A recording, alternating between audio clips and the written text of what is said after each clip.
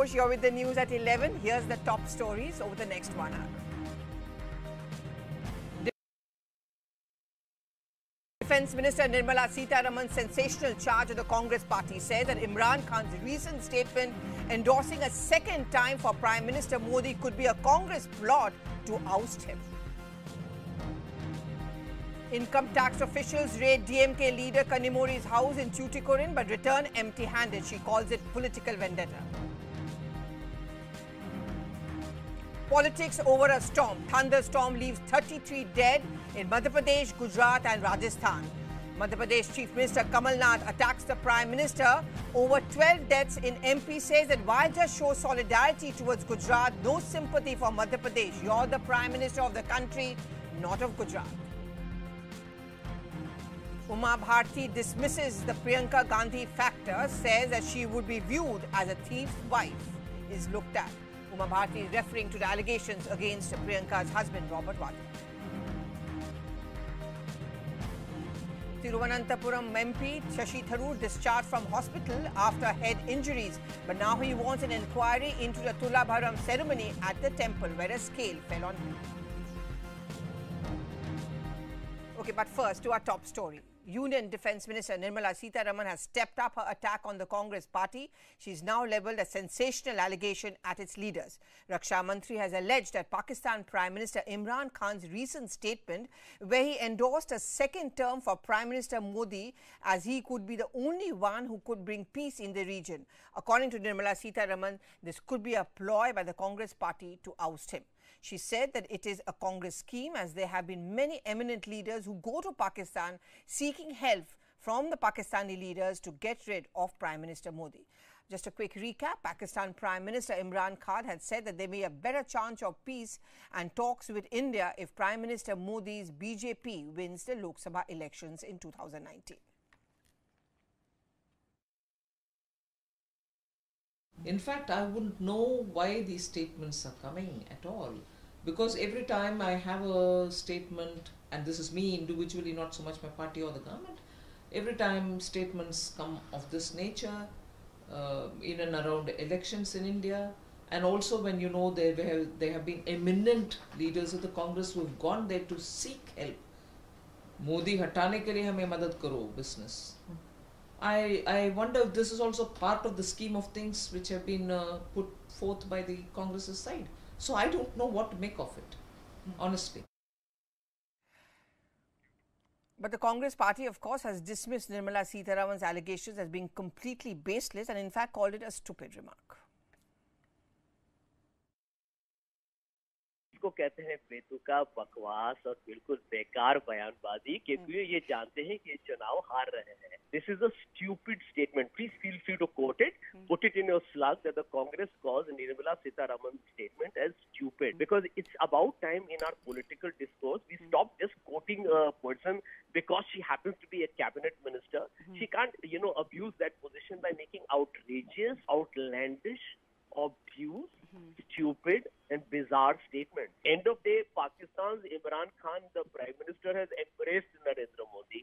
Modi goes to Pakistan and hugs Nawaz Sharif. They invite ISI to investigate in India. ये तो बिल्कुल बौखलाए हुए हैं. ये जानते हैं इनकी हार अब निश्चित है. Well, let's get a perspective. We've got Maha Siddiqui who's joining us. Maha, when it's an election season, even international issues become very localized, and we are seeing this kind of comment coming in from Defence Minister. Any reaction yet from the Pakistani side and how they're going to view these comments? No, not at all, and especially Pallavi, because, already there was some amount of criticism as far as Imran Khan's statement was concerned, considering it has been a norm globally to not comment with regards to domestic politics, especially during the time of elections. Imran Khan already broke that convention when he, in that meeting with some foreign journalists, he made that statement saying that he expects much more out of the BJP when it comes back to power in India. Some diplomats say, yes, Pallavi, that conventions, international norms, the relations and conventions are being broken across the globe.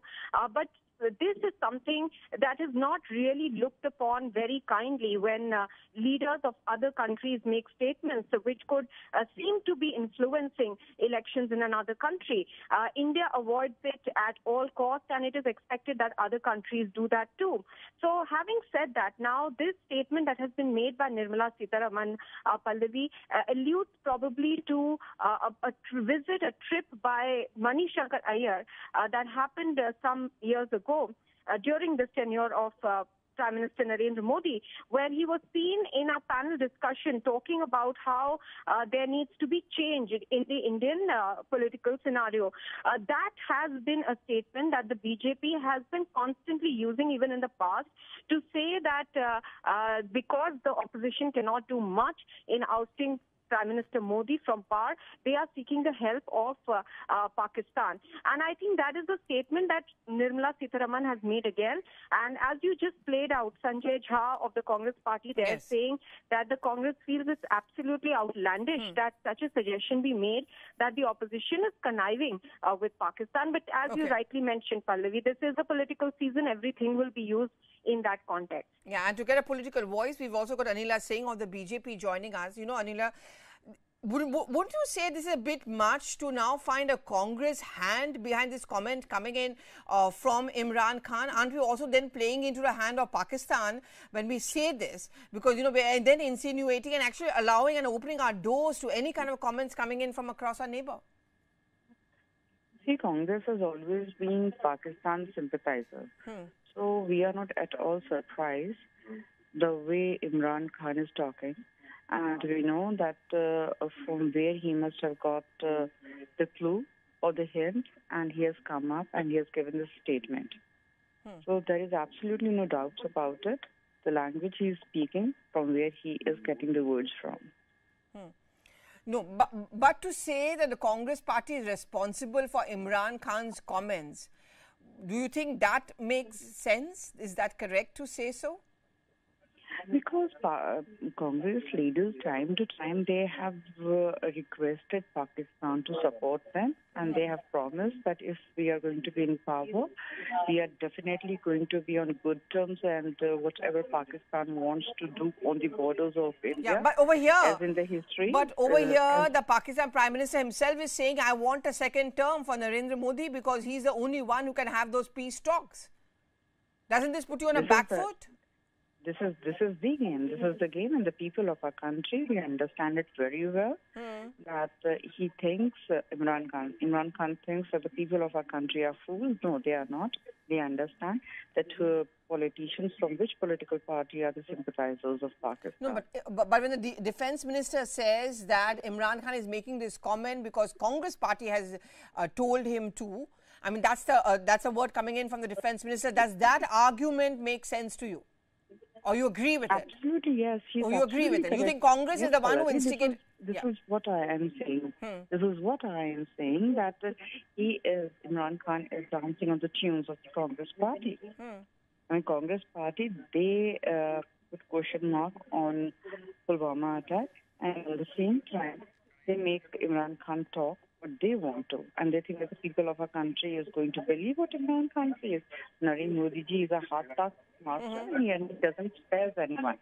Okay. So, Okay, thank you very much, Anila, and thank you very much, Maha, for getting us those details. And as we said, it's an election season. Just about anything can go in politics.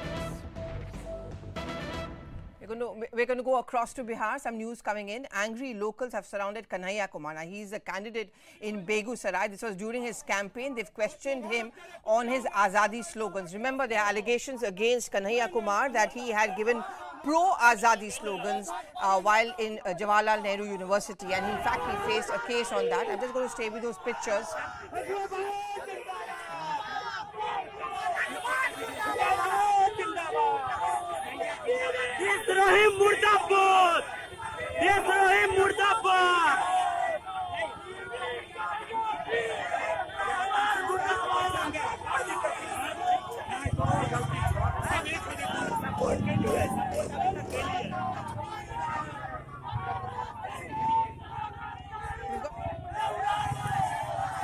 Prabhakar, who were these people?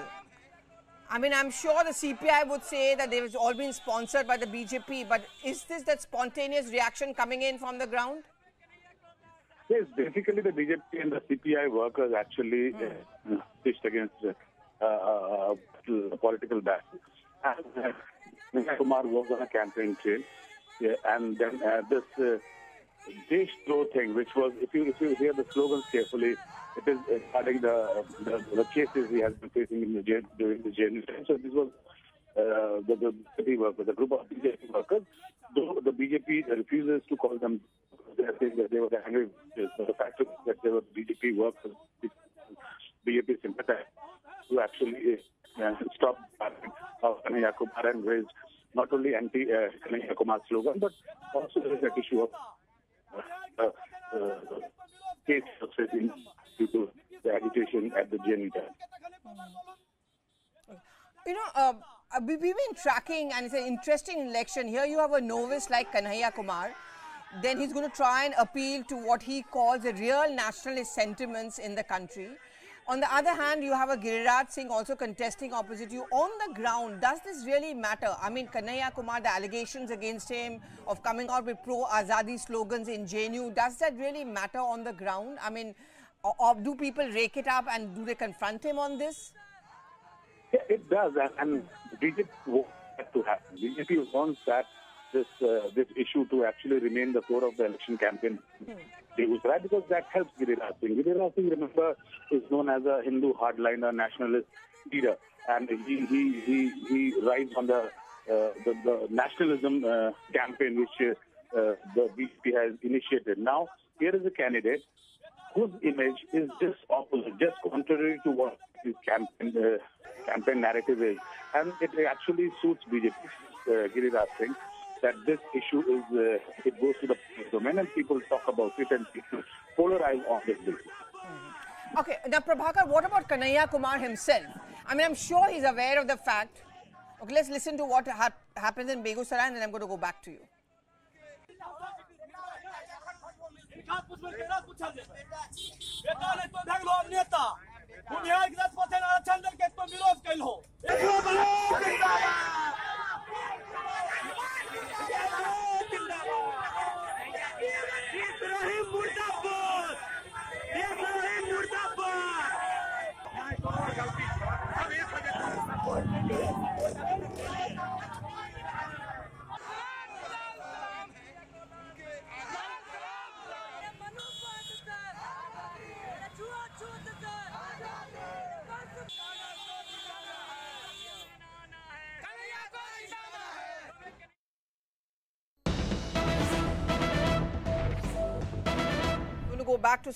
We are going to go back now to some politics over a storm. Nearly 30 people have lost their lives in an unseasonal rain and thunderstorm.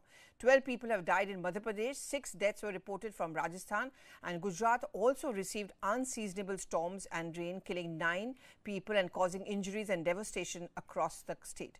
Now, attacking Prime Minister's condolence tweet, which came in early this morning, Madhya Pradesh Chief Minister Kamal Nath has said that Modi must be reminded that he is the Prime Minister of India and not Gujarat. Following this attack, Prime Minister has now announced an ex gratia of rupees 2 lakhs each for the next of kin of those who lost their lives due to unseasonal rain and storms in Madhya Pradesh. Let's go across to Manoj Sharma from Bhopal. Manoj, of course, Kamal Nath, the Congress party would claim victory and they'll say it's the effect of the tweet of Kamal Nath. Yeah, obviously this is the politics on weather. There are some 15 people. They have been reported. They have been killed because of this, lightning and thunderstorm in different parts of the state. And obviously now Kamal Nath, the Chief Minister, is targeting Prime Minister on this issue. That why he is giving whatever ex gratia or relief, or why he is talking about only Gujarat, because he is the Prime Minister of the country. He is not only Prime Minister of Gujarat. So obviously this is politics. But this is for the second time.